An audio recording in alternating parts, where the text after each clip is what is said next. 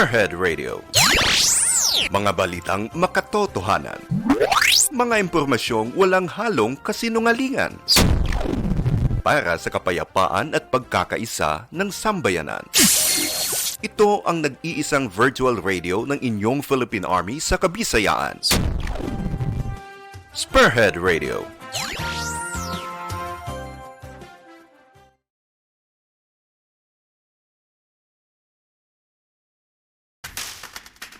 Ang tagsa-tagsa may dako nga papel nga ginahawiran sa aton komunidad. Madasig nga malabot ang katinaran kag kauswagan kung nagatingob kag nagahiliusa ang tanan. Madasig nga maangkon ang kasulhayan kung ang tanan nagabuliganay nga ginahugpong kag ginapapag-on sang isa ka handog. Bayanihan sa Kauswagan.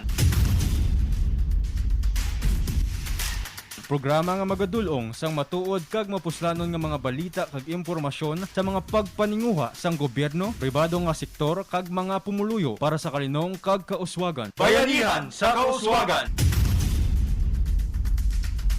Ang paghugpong kag pagbuliganay sang tanan inyo mabatian sa kahanginan pinaagi sa Bayanihan sa Kauswagan.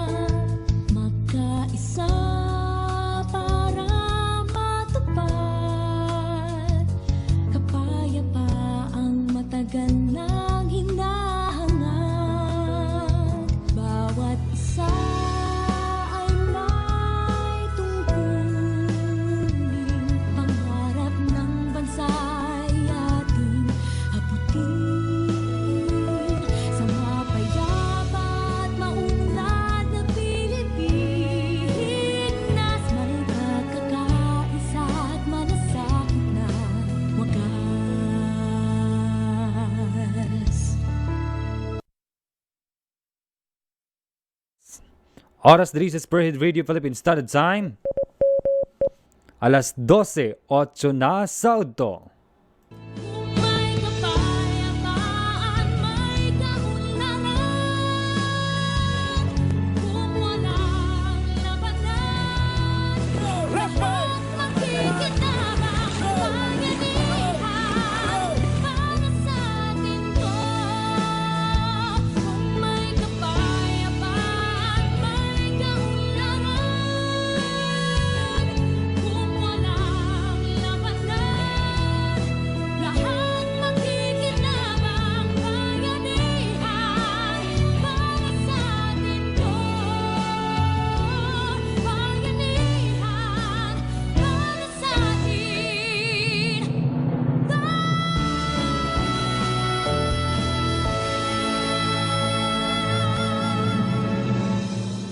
May ayad nga udto mga ka-troopers, welcome diri sa pagpangalagad sa Bayanihan sa Kauswagan. Sa pangalan ni Major Sinon Pancito III, ang regular anchorman sang sining programa.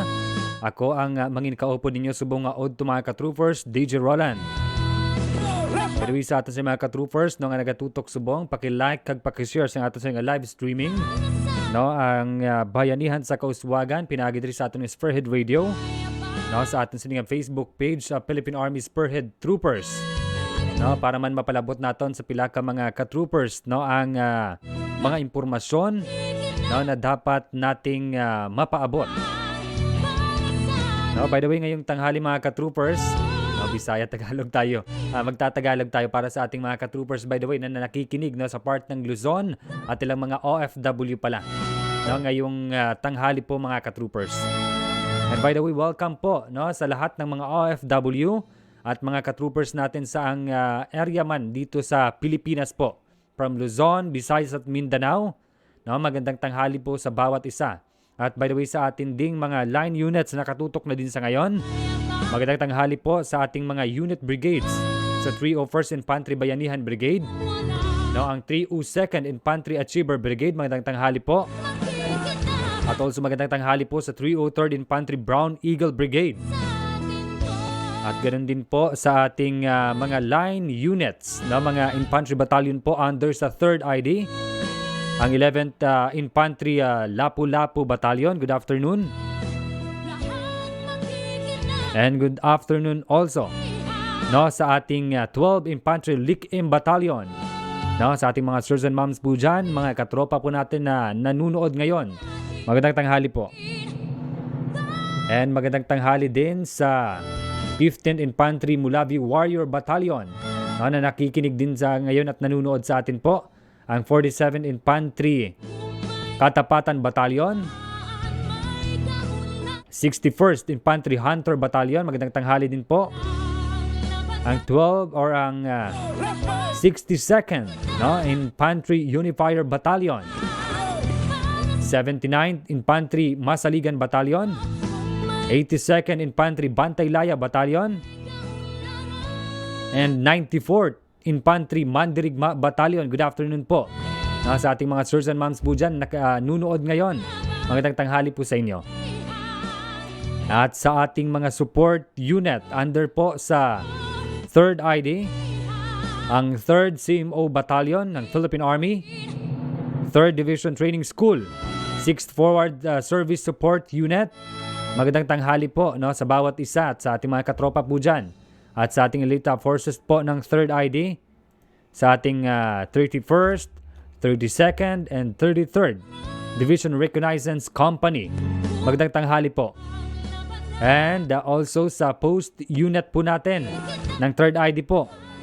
Ang Headquarters and Headquarters Service Battalion, ang Service Support Battalion, 3rd Field Artillery Battalion, and sa 6th Cavalry Paghiliugyon Company, and also sa 3rd Signal Battalion, at sa Division Coffers Unit po natin, Liaison, Military Police, Post Engineering Detachment, Camp Peralta Station Hospital, at sa 6th Finance Service Field Office po natin. And ang 3rd Division Public Affairs Office ang ating team DPAW. Magandang tanghali po sa ating mga katroopers. At sa ating mga OFW, sa nasabi na natin kanina is magandang tanghali po. Welcome po dito. Pa-like and pa-share po ng ating live streaming ngayong tanghali mga katroopers para mapaabot natin ang ilang mga impormasyon na ating bibigyan ng time ngayon dito sa ating programa sa Bayanihan sa Kauswagan. First part po sa ulit. Ngayong tanghali mga katroopers, ang ating balita bayanihan at kasunod po ang ating portion ng Istoryahanta sa bayanihan. Ito po yung ilang mga program, mga activities na ginagawa ng ating Philippine Army. Ito po, ito is sa part ng bayanihan po natin dito ngayon. Yung laging paulit-ulit na laging ating pinapaabot. Na dapat no to terrorism po tayo, no to recruitment ng CPP-NPA, para po maiwasan na mabiktima ang ilang mga kabataan. Ito may ipi-play tayo mamaya, yung second part nung last Tuesday, na i-play po natin yung sa pamilya pastor, na statement po nila kung paano sila na-recruit, and then ano yung nagtulak sa kanila upang magbalik loob sa part ng ating government po. Kasunod na mga nangyari sa kanila, yung sacrifice nila, and then yung time na ano yung nagtulak sa kanila pabalik sa ating government at paano sila natulungan, ano yung buhay nila ngayon. Yan yung ating pag-uusapan mamaya mga katroopers dito po sa ating bayanihan or portion ng Istoryahanta dito po sa Bayanihan sa Kauswagan. So bago pang lahat, dito muna tayo mga katroopers sa ating balita bayanihan.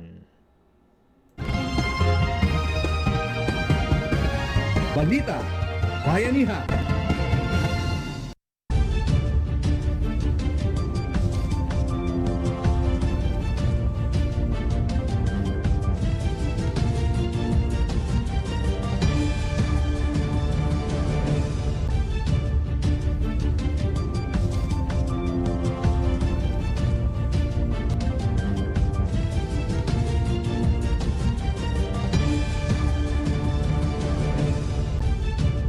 Okay, nagbigay ang 79 Infantry Battalion katuwang ang city government ng Escalante ng relief goods sa mga miyembro ng Center for Collaborative Solution or CCS at biktima ng pang-aabuso ng CPP-NPA noong Mayo at 30 taong kasalukuyan. Ang aktibidad ay bahagi ng patuloy na pagbibigay ng pamalaan ng tulong sa mga mamamayan na tumakwil at ng karahasan at tumahak ng payapang daan. Ang CSC ay isang pro-life, pro-development at proactive community-based essential or initiative na nakaangkla sa prinsipyo ng whole of nation approach na konsepto ng bayanihan na naglalayong tuldukan ang problema sa insurhensiya sa Northern Negros.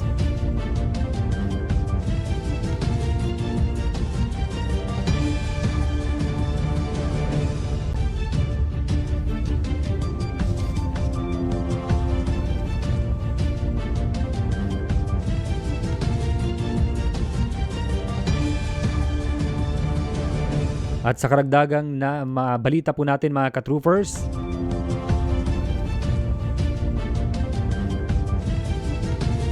magpapatupad ng alternative work arrangement ang ahensya ng Civil Service Commission or CSC Region 6 hanggang Hunyo 15, 2021. Dahil isinalalim ang lungsod ng Iloilo sa Modified Enhanced Community Quarantine, ang ahensya ng CSC ay nagpalabas ng paalala na ang opisina ng CSC sa distrito ng Mandurriao ay bukas mula alas 9 ng umaga hanggang alas 4 ng hapon. Magpapatupad din ng skeletal workforce na kung saan may mga magre-report na ilang personnel sa region office habang ang iba ay naka-work at home. Pinapaalala din ng sa mga kliyente na pumasa ng kanilang mga dokumento sa Dropbox na nakalagay ang entrance ng CSC 6. Pwede rin silang magsagawa ng transaksyon sa email ng CSC Region 6 at gmail.com o sa numero na 033-3211-253. Ang mga nag-request ng pag-refund ng examination fee na kinansila ng Marso 15, 2020 or CSE PPT ay pwedeng makipag-ugnayan sa CSC Field Office o sa pag-mail sa CSC ro6refund@yahoo.com.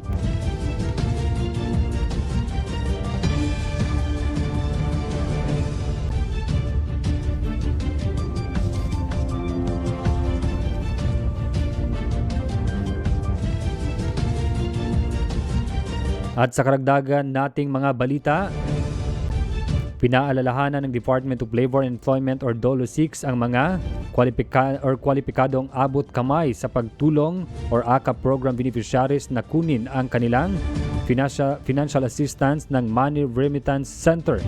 Ayon sa kay DOLO 6 Regional Director Cyril Ticao, na meron na lang 10 araw ang mga benepisyaryo sa pagkuha ng kanilang financial assistance mula ng pinalabas ang paalala. Pinirmahan ni Ticao ang paalala kahapon, Hunyo, or nung nakarang araw, Hunyo 2, 2021. Ang DOLI AKAP ay may layuning magbigay ng financial assistance sa mga overseas Filipino workers na naapektuhan ng ang nagtatrabaho dahil sa COVID-19 pandemic.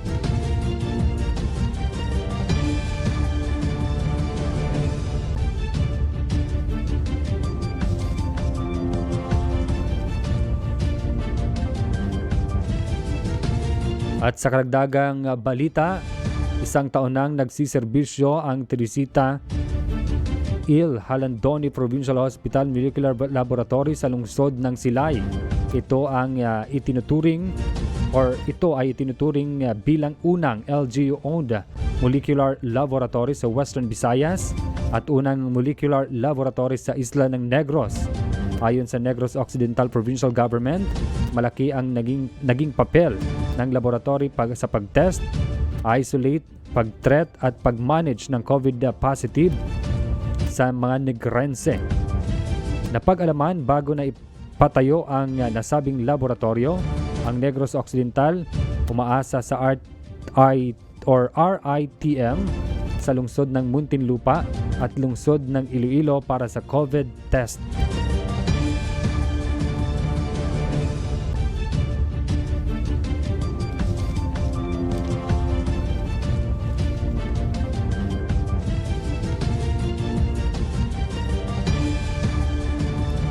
At sa karagdagang balita,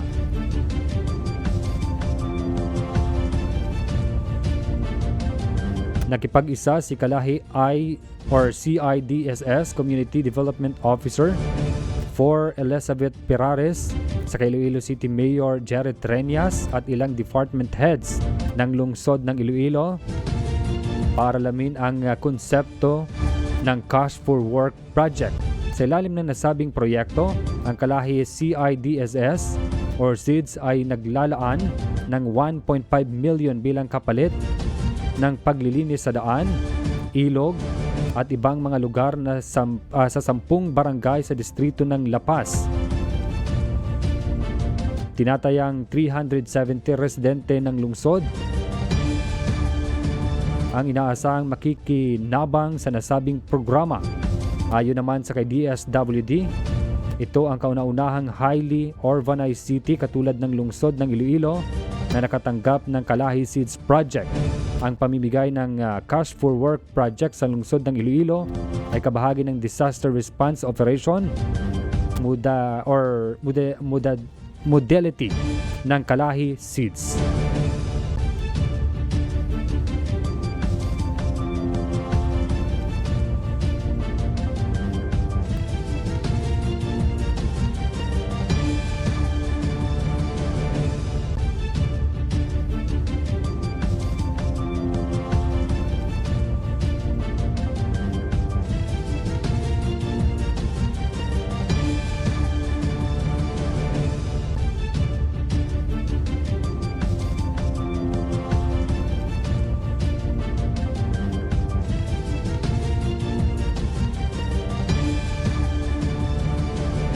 Okay, at sa karagdagan nating mga balita mga ka-troopers, update po sa COVID-19 dito po sa part ng Western Visayas.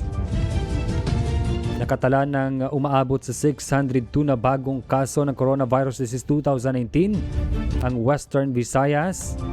Base po sa last na record ng DOH Region 6, ang Western Visayas na may pinakamataas na 143 na bagong kaso nagmula sa probinsya ng Iloilo, 107 sa Iloilo City, 97 sa Bacolod City, 73 sa Capiz, at 65 sa Negros Occidental, 60 sa probinsya ng Aklan, 47 sa probinsya ng Antique, at 10 sa probinsya ng Guimaras. Sa pinakabagong kaso, 595 ang local cases, 5 rito ang locally stranded individual or LSI, 1 ang repatriated overseas Filipino, at 1 ang authorized person outside resident or APOR. Samantala, 396 ang bagong recoveries ng COVID-19 at merong naitalang 11 or 11 na mga nawalan ng buhay. Umabot na ng 48,071 ang kabuuang kaso ng COVID-19 sa Western Visayas. 7,772 ang aktibong kaso, 39,130 ang recoveries, at 1,153 ang mga namatay.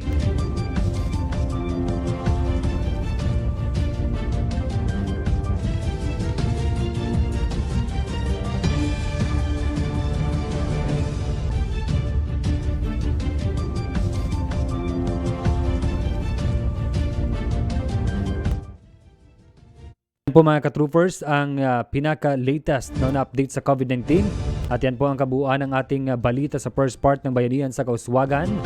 Sa atin mamayang pagbabalik ating pag-uusapan ang second part po ng ating programa ngayon, ang istoryahan ta mga ka-troopers. Pero bago ang lahat, shoutout po muna sa ating mga ka-troopers na katutok sa ngayon. Good noon po, sir and ma'am. Have a good Thursday po. From Mark Bilog. No, magandang tanghali po. And good Sir Roland. No, good afternoon siguro. Sir June Amante, magandang tanghali po. Hi sir, from Cristel Santos. Magandang tanghali po ma'am. Magandang tanghali po sa iyo sir, sabi ni Ma'am Cristel Santos. And maing udto DJ Roland. Pabati naman sa aking partner na si Annabel Burata, no, nakatutok sa ngayon sa Sir Alexander Mendoza Bernabe. Magandang tanghali po, tapan badge na meron si sir. And then good PM DJ FSRR Scout Ranger Bonifacio Villacorte Prac, no, nakatutok sa akin. Magandang tanghali po sir. And good noon Sir Roland, and continuous coordination in being undertaken by the 3rd Infantry Division and the different local government unit in the area of to provide appropriate cash and livelihood assistance and benefits to members of terrorist group that have surrendered in order to help them start a new sustainable life with the community and their families. Comment from Sir Albert Timada po. No, thank you po and good noon. Kamusta? Ganda ng programa ninyo. Keep safe always. God bless. Na maraming salamat po ma'am. From Ma'am Pearl CP. No, good afternoon po ma'am. God bless you too. And then shout out po kay Ma'am Adi Hernandez Delfin Brillion, nakatutok sa ngayon. Magandang tanghali po ma'am. And pa-shout out po from Panitan Capiz, Citizen Army kay Noreen Austria Duliete.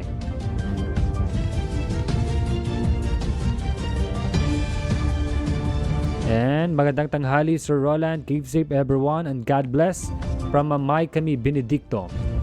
No, good afternoon po and good afternoon sir. Shout out kay Ate Princess Gold, stay safe. Ate Chen, God bless po. From Pasulot Rizal or Giselle. No, good afternoon po.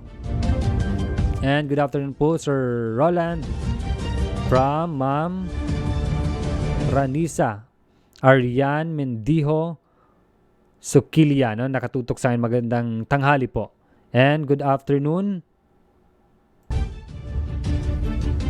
Sir DJ, keep safe everyone and God bless you sir. More powers per head radio from Mark James Danao Meteorio, no, nakatutok sa akin. Good afternoon po sir. Ayun, maraming salamat po sa ating mga ka-troopers na nakatutok sa ngayon sa ating pagbabalik po, no, ang bayanihan, no, istoryahan ta, no, etong papatuloy po ng video clip na i-play po natin nakaraan, yung sa Pamilya Pastor, mga ka-troopers. Okay, standby po pagkatapos lang po ng ilang mga impormasyon.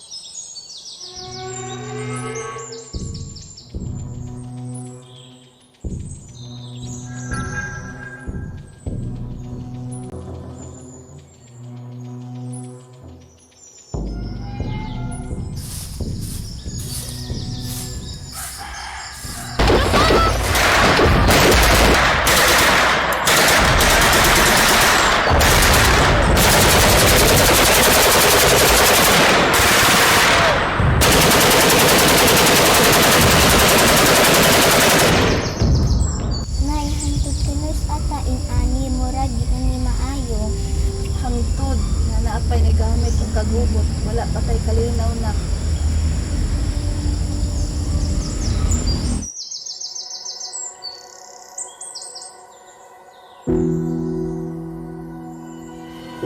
Umabot na sa mahigit 600 miyembro ng New People's Army o NPA ang sumuko sa pamahalaan Nay, paminawang balita, Nay. Nakaraang taon.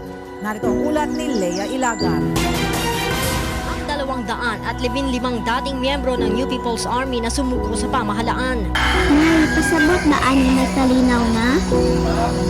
Ang rebelde na sumuko sa pamahalaan simula buwan ng Setyembre ng nakaraang taon at nakipagkita kay Pangulong Duterte noong December 21 sa Davao City.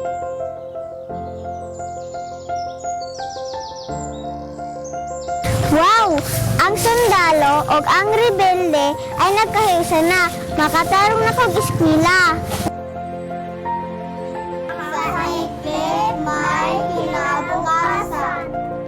Ang ECLIP o Enhanced Comprehensive Local Integration Program ay isang programa ng pamahalaan na nagbibigay oportunidad sa bawat miyembro ng New People's Army upang makapagsimula muli ng panibagong buhay kasama ng kanilang pamilya. Pagkakaisa ay matatamasa ng bawat mamamayan, kapayapaan para sa ating Pilipino at inang bayan.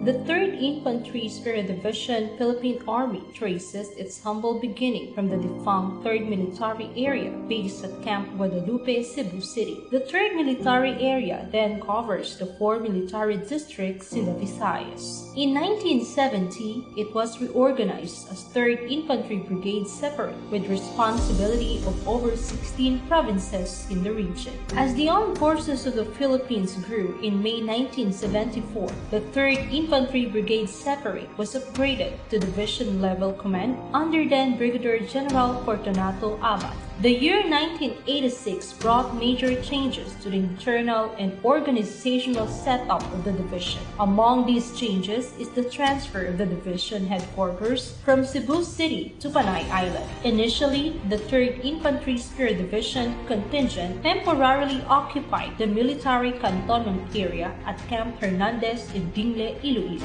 The 3rd Infantry Brigade Separate Philippine Army, then under the command of Brigadier General Fortunato U. Abad, Armed Forces of the Philippines, was redesignated as 3rd Infantry Tagapanguna Division, Philippine Army on 01 May 1974, pursuant to General Orders No. 623, General Headquarters, Armed Forces of the Philippines. The present cantonment area of the 3ID was granted through Presidential Proclamation No. 67 by President Diosdado Macapagal. It was then called Camp Haina Norte, named after the host barangay. In the same year, the Sangguniang Bayan of Amindan Capiz, through Resolution No. 19, Series of 1986, officially proclaimed the dedication of the camp in the name of Brigadier General Macario B. Peralta Jr. General Peralta was a guerrilla hero during the last World War who, as a Philippine military major, organized the 6th Military District based in Panay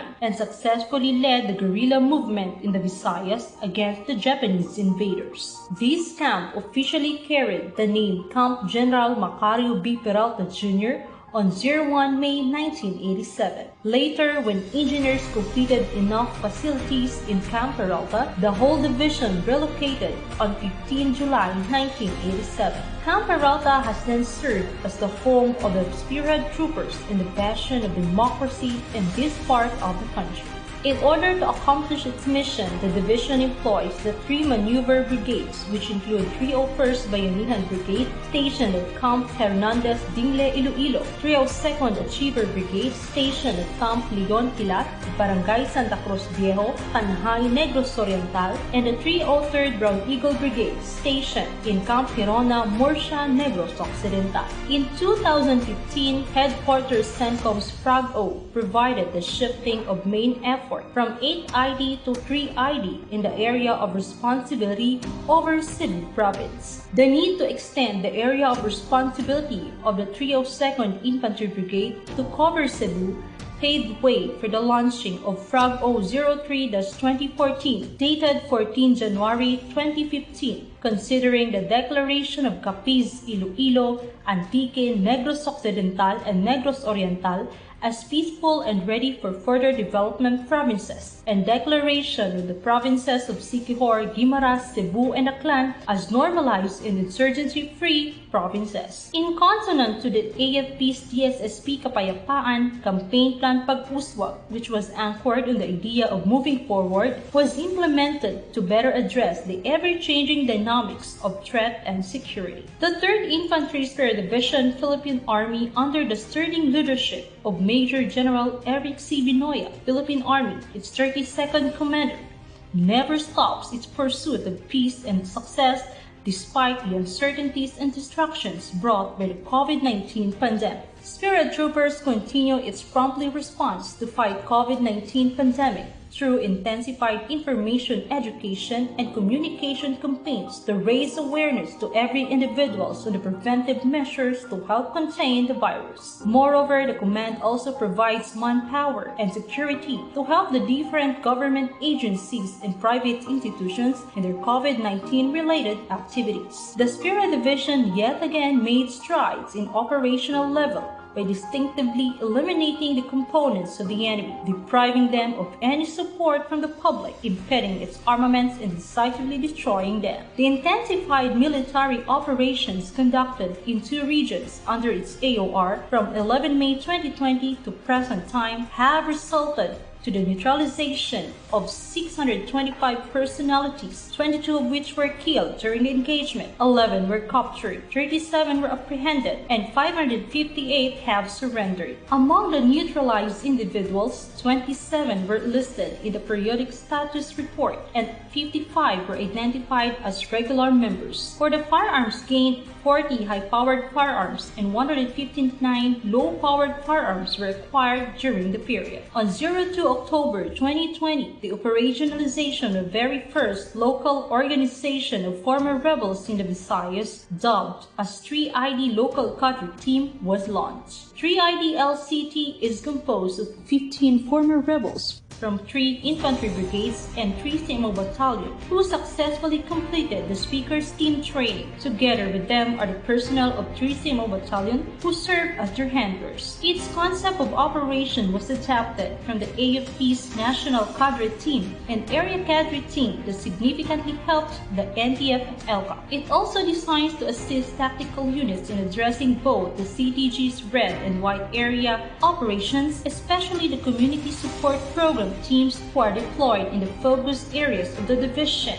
and the organization's effort on preventing and countering violent extremism. The 301st Infantry Brigade, under the leadership of Brigadier General Marion R. Season, Philippine Army, initiated and facilitated another remarkable event in 2020 that created enormous impact on the campaign against the CDGs. The conduct of Panay Peace Summit 2020 was successfully delivered on 10 to 11 December 2020 at Pasig City, Iloilo, and Tapas, Capiz, respectively, to showcase the support of the Regional Task Force in ending local communist armed conflict, the local chief executives as advocates of genuine peace for Panay Island, and to present the 100 former rebels and members of the Sambayanan Panay sectoral organizations and other pro-government groups. The NTF LCAC's team of national speakers, composed of PCOO Undersecretary Lorraine Marie T. Baduy, Lieutenant General Antonio G. Parladi Jr., Philippine Army, Commander, Southern Luzon Command, Armed Forces of the Philippines, National Cadre Team members Jeffrey K. Celis,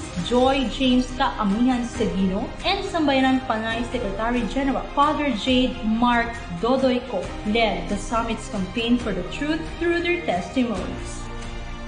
No one can stop the blazing passion of every spearhead troopers who are always committed to serve and secure Western and Central Visayas amidst any challenges. Today marks the 47th year of the 3ID's selfless love and compassion as living heroes of the Kabisayan. Cheers to more successful years towards living our dream of a peaceful and progressive Region 6 and 7. Happy 47th founding anniversary, 3rd Infantry Spear Division, Philippine Army.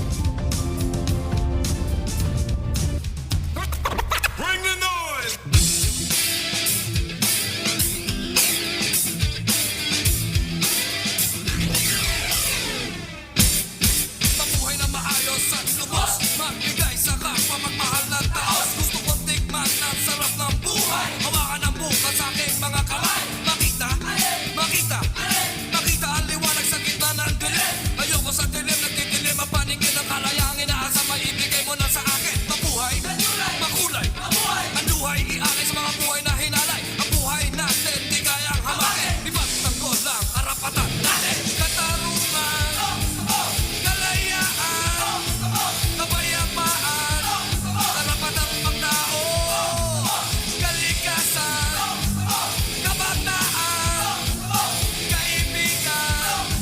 Sa buhay kong ito gusto ko. Yun, subalik po dito mga ka-troopers sa ating programa Bayanihan sa Kauswagan. Sa pangalan po ng ating spokesperson ng 3rd ID and Chief ng Division Public Affairs Office ng 3rd ID po, Major Sinon Pancito III. Ako ang inyong kasama ngayong tanghali, DJ Roland.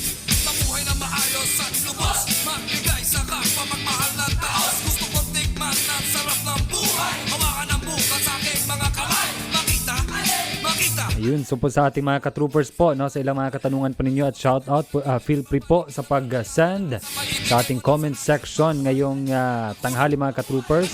Atin mamayang babasahin yan isa-isa yung mga comment ninyo.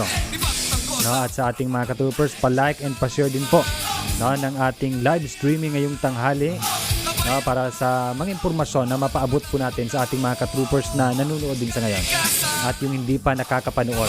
Pa-like and pa-share po, no, ng aming Facebook page, ang Philippine Army Spearhead Troopers. No, and then paki-subscribe na din po sa aming YouTube channel. YouTube channel po ng 3rd ID is ang Philippine Army Spearhead Troopers. No, isasend ko maya-maya po dito sa ating comment section, no, ang ating official YouTube channel mga ka-troopers, no, para ma-subscribe din po ninyo, no. Isang malaking tulong po talaga sa part ng 3rd ID yung pag-subscribe po ninyo, no, sa ating YouTube channel kasi soon po, no, live stream na din tayo sa ating YouTube mga ka-troopers. Ayan yung Dipaw 3ID po. Yan po yung isinend ko po yung ating YouTube channel. Pa-subscribe po, paki-click nung button po yung yung subscribe. Pag-click po niyan ninyo yung sa comment section natin. So diyan po pupunta na kayo sa YouTube channel and then pa-click yung subscribe and pa-click na also yung yung icon na bell para yung notification po if in case na merong mga bagong upload po kami at merong live streaming na po pag nag-start na. So yun is magno-notify po sa inyo mga ka-troopers. And then may mga ilang video po kami yung program po natin, no, ngayong tanghali lahat po sa Facebook page po namin, Spearhead Radio. Yung mga program mula umaga hanggang hapon po, lahat po yan is uploaded na po sa aming YouTube channel mga ka-troopers. Kaya pwede ninyong i-review or yung hindi nakapanood, na late manood, pwede nyong mapanood po sa YouTube channel namin yung ilang mga program po, no, na na-miss po ninyo, yung hindi po ninyo naabutan mga ka-troopers. Sa pag-subscribe, no, and sa pag-watch po ninyo, malaking tulong po yan sa part ng aming division po, ang 3rd Infantry Spearhead Division Philippine Army mga ka-troopers.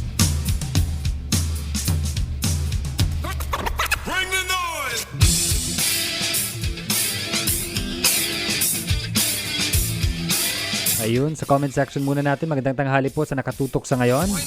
Kay Ma'am Anacel Barredo Leonor, good noon Sir Roland. Magandang tanghali po sa Barredo family and Leonor family sa part po ng Mambusaw Capiz. And then, hi, gandang tanghali sir. Keep safe and yan. Wait lang. Keep safe, good work. Keep it up, the good work. God bless po and keep safe po. From Cristel Santos. Ayan, pasensya, medyo malabo mata natin po. And good afternoon. Watching from Saudi. Si Ma'am Marshall Vilma na nakatutok sa akin. Magandang tanghali po ma'am. And good PM sir, DJ Roland. For watching Miagao, Iloilo Province. No, nakatutok sa ngayon si BB Cell, no, nakatutok din ngayon. Magandang tanghali po, ma'am. Okay, ayun mga ka-troopers. By the way, no, nung nakaraang Tuesday, na-mention po natin and then na-play po natin yung part ng video po, no, ng mga statement ng mga dating member ng NPA, and then sumuko na po, no, sa ating government na ngayon is matawag natin na ano na sila, hindi na nahihirapan, no, wala nang takot sa kanilang pang-araw-araw kasi nag-surrender na po sa part ng ating government. Etong si Daniel Pastor na dating spokesperson sa part po ng lugar nila, no, na naging member po ng CPP-NPA.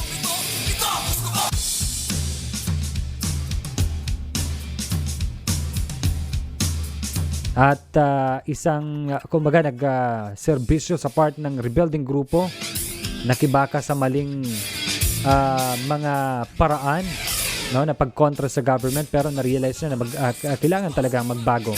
Pati yung kanyang pamilya na si Christian Pastor at si Laila, no, naikwento nila last time, na konting balikan lang natin sa mga medyo hindi nakapanood last time, na eto sila is na-recruit, no, dahil dun sa pinatay yung ilang mga residente sa part ng kanilang barangay at mga opisyal sa barangay, and then tinakot sila ng NPA, kaya napilitang sumama sa mga rebuilding grupo at dun sa bundok, no, ilang years na dun sila talaga nagstay. After nun is ginawa nila yung mga kagustuhan ng mga rebuilding grupo. Nagkwento pa nga nila yung mga pinatay na walang kaawa-awang pinatay ng mga leader ng NPA at hindi na ibinalik sa pamilya. Itinago at inilibing na hindi alam ng pamilya na patay na pala yung mga taong nawawala na part na na-recruit nila, namatay dahil sa pagkikipaglaban, and then itinago nila, no, hindi pa nasabi kung sinong mga tao po yun, pero yung details po niyan is nasa ating tropa na po ng government for further details na investigation po para malaman talaga yung lahat ng mga information na ibinigay ng pamilya Pastor. No, eto yung karugtong mga ka-troopers, no, atin sigurong panoorin at pakinggan sa karagdagang mga impormasyon ang bahagi po ng statement ni Daniel Pastor, Christian at Laila, mga ka-troopers. Ito po yung karugtong ng unang video na i-play po natin nung nakaraang araw, mga ka-troopers.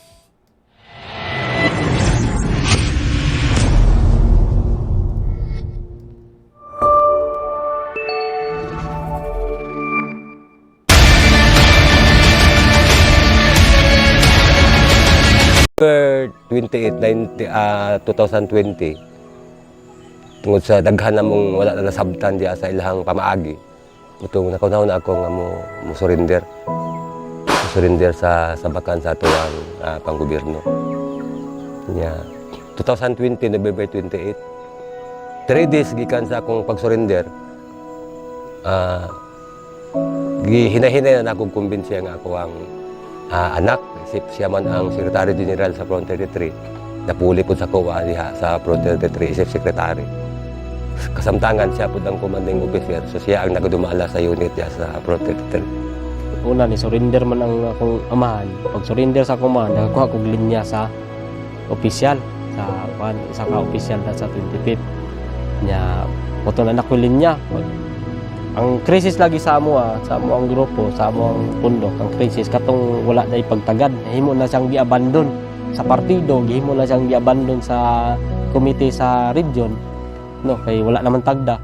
Utong ang akong gibati nga kahiubos sa partido ug sa komite sa region ug komite sa SR, nabati po na sa mga akong tropa, sa akong mga kauban.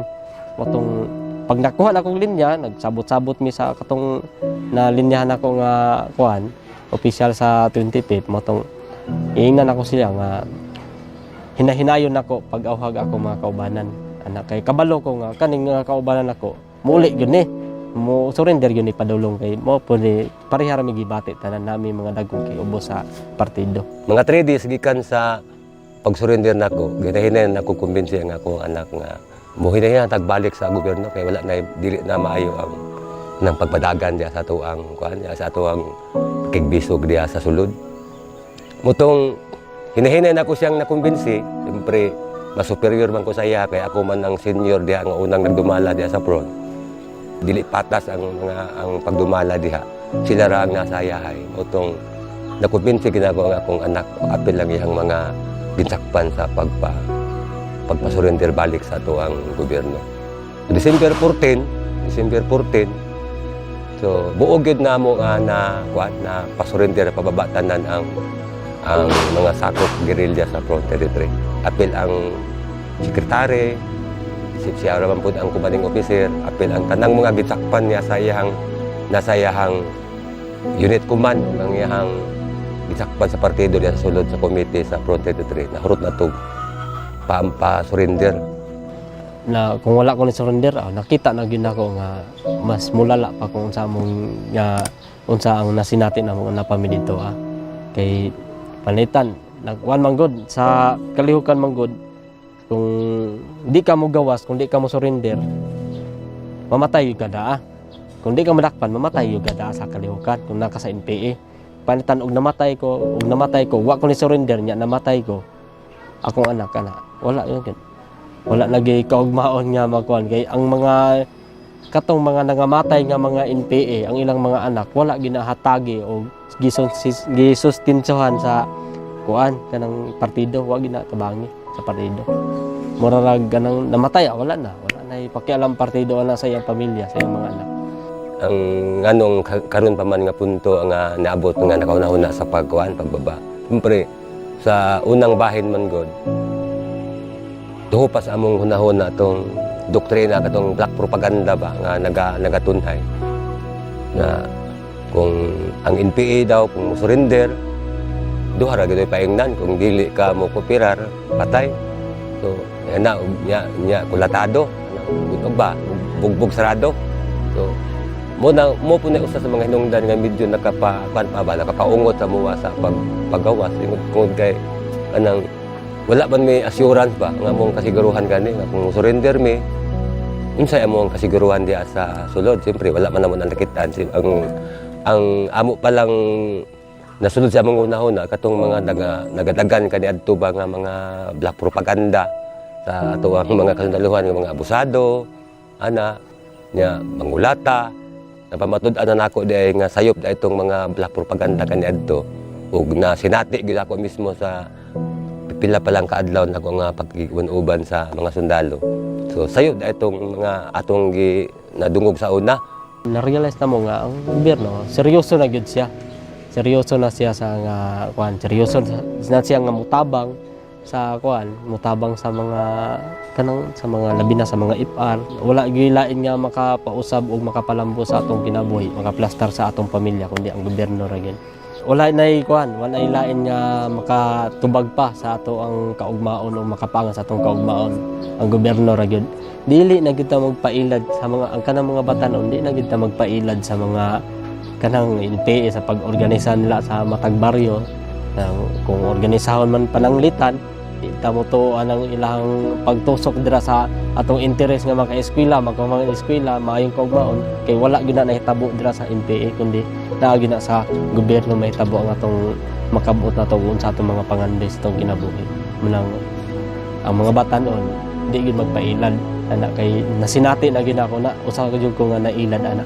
Una diri nagtisda mi, nagtuon mi og automotive nga NC1 diri nya karon nagdirad po mi diri para pagtanggal sa among doktrina sa MLM nga moy nilubog sa mga nauna ba tong mo ni ang among activity rin nagdirad ni among itanggal among MLM ug pulihan namo sa panang insakto nga linya nga giya sa gobyerno. Yan na matagbuntag nag-ehersisyo mi diri sa buntag nya lecture sa alas 8 naga-lecture mi taman alas 5 nya paghapon na mga sports nga among mga buhaton diri para sa kuan para pakuan ba para lugway sa among kuan mga panghunahuna. Ang among dakong kalahian so, sa diha nami sa nanami sa among panggobyerno mga wala pa gani 1 week isa ka semana gikan sa pagkuan namo paggawas namo nagpusot-pusot na ang mga kayuhan sa gobyerno nga gihatag sa mga gikan sa kuan pinaagi sa pagtabang po sa atong armed forces. naanay mga financial support namo nga gikan sa kanang LGU, DSWD. Yan, siyempre ang apil pod ang mga mismo ang mga kanang mga membro sa NPA nga naga-surrender na. Nagpasalamat po sila nga niabot sa yugto inani nga kahimtang nga napagawas na sila tanan. Kay kauban nila ang pamilya panahon sa Pasko nga mao po nay usa sa mga dako nilang problema sa panahon na pa sa sulod ng saon nila nga mauban nila ang pamilya. So, diha atol sa Pasko bagong tuig, malipayon sila ang tanan, nauban nila ang ilang pamilya, mga anak. Ang tinuod na mong nakita, sayop man ang maong doktrina, sayop man ang propaganda. Ang tinuod, daghang nangamatay diha sa kanang pakigbisog nga tungod kay walay kaon. Karong bag-o lang diri sa may sa banda Davao Oriental. Duha ka NPA nga namatay tungod sa 35 kaadlaw nga walay kaon, walay tubig. Wala kay inom tubig. Nya. Pabuton ba nato nga mga hurot tagkamatay sa kagutom o mga matay ta sa sakit, sa kagutom, sa kalisod o kaning mga matay ta sa inkwentro, sa gera. Tungod lang sa doktrina ba nga ingon nga mabulahan ta nga wala man gyud nato na dili gid nato imposible kay na nato nang masinati, imposible nga maato nang matagamtaman. Kami awag po nako sa mga masa nga naapa karon nagkuan pa sa mga NPA nga di na mo tabang ang NPA wala man ay nahatag maong kayuhan para nato. Ug sa mga kauban po dako kung mensahe nila maginahinay na ta og kuan, maginahinay na ta og kanang mag-usa diri hinahinay na mo kanang pangbaba diri sa bukid kay diri ra man sa tuwang gobyerno angkon nato ang tinuod nga mga kuan tarong nga panginabuhian. Maangkon na to ang tinuod nga demokrasya. Basin mahog na gyapon sa walay kwenta. Mamali na tinuod. Murag ano lang ka, himuon lang kang instrumento dito, gamiton lang ka para himuon kang kuan. Nang hinagaban anang gipang sulong ni Juma karon nga revolusyon. Pait jud ang mga kabataan kung ma-recruit ako sa akong anak di ko musugot eh. Ang para sa kuan kanang wala pa ni baba nga mga kaubanan ako. Baba na mo kay siyempre, lahi gyud ang doktrina sa sulod. Kung unsa, ang doktrina sa sulod, mangtas ang gobyerno, berdogo ang gobyerno. Pero naanak ko diri sa gawas, layo ra kayo. Ang layo ra kayo sa tinuod ang ginaingon sa partido nga kuan kanang walay ayo ang gobyerno. Nakita na ko nga maayo ang gobyerno. Manang dili na ta dapat maglangay-langay kay di na nato paabuton pa nga mawala tong kinabuhi kay aron matabangan pa ta sa gobyerno. Nangahol na ko sa ilaha nga kanang nang baba na ta na naara diriya sa gobyerno ang tinuod nga kalingkawasan o tinuod nga paglambo sa atong kinabuhi.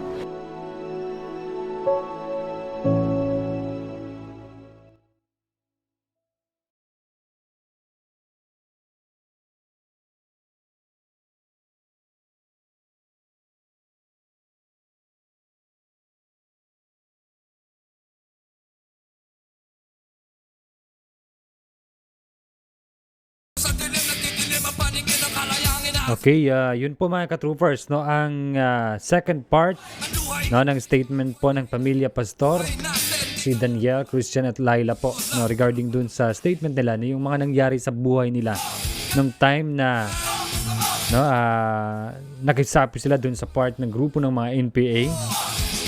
Sakripisyo yung nangyari sa kanila at maraming namatay. No, hindi lang sa pakikipaglaban nila doon, sa gutom po. No, doon is kulang talaga ng supply ng pagkain. Pag nasa bundok yung CPP-NPA, yung mga member po. No, kasi doon is takot silang bumaba kasi alam nilang pag gumagawa sila ng paraan, huhulihin sila.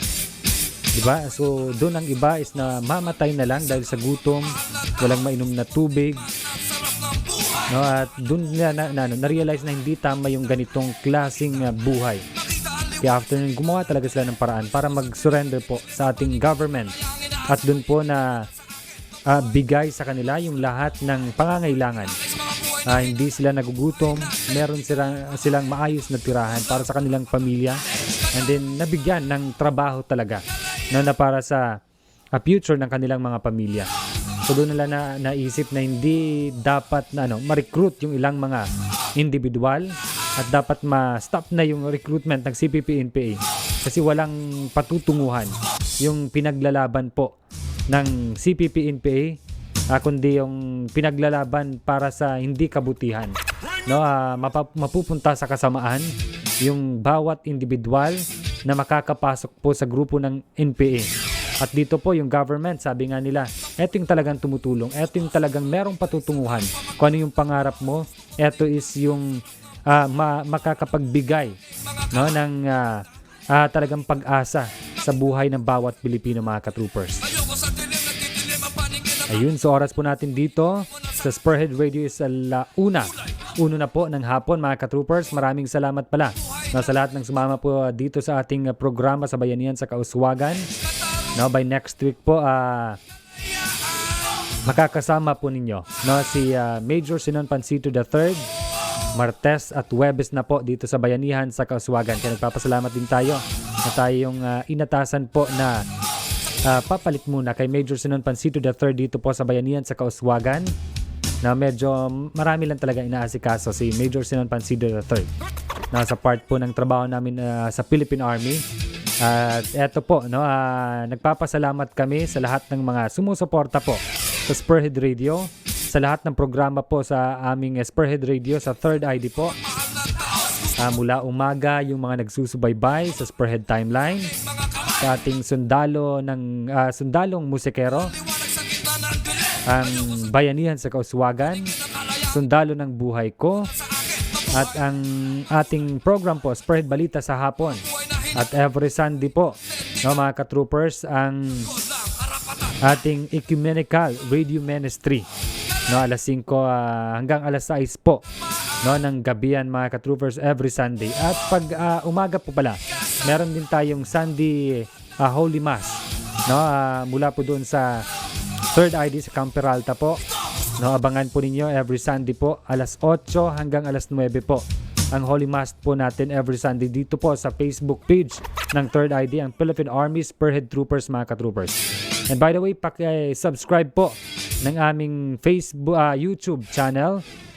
No, ang YouTube channel po ng Third ID, search lang po ninyo ang Philippine Army Spearhead Troopers, mga ka-trooper. No, dyan po makikita po ninyo yung ilang mga information. At then, sa Twitter po, no, namin sa Third ID, pa-type lang po sa inyong mga Twitter ang Spearhead Troopers, no, or at Spearhead Troop 1.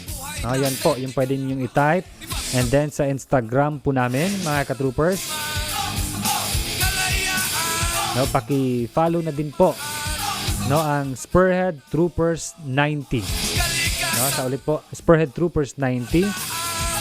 No, paki-follow po, may mga ilang post din po kami diyan ay sinishare, prayer, ilang mga information, no, graphic information, and then yung ilang mga details po, no, na mga ginagawa po natin dito sa Third ID na mga activities po.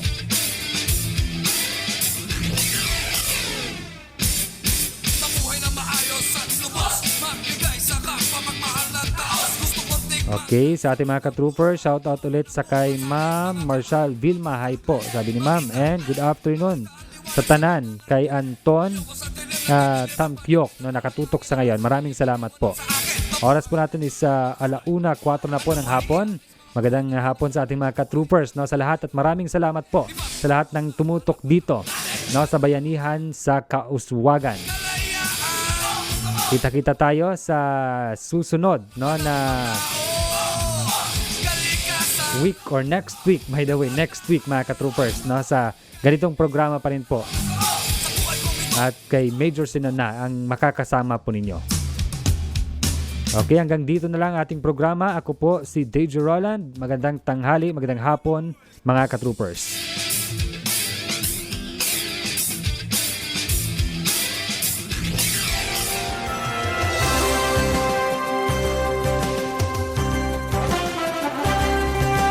Spearhead Radio. Mga balitang makatotohanan. Mga impormasyong walang halong kasinungalingan. Para sa kapayapaan at pagkakaisa ng sambayanan. Ito ang nag-iisang virtual radio ng inyong Philippine Army sa Kabisayaan. Spearhead Radio,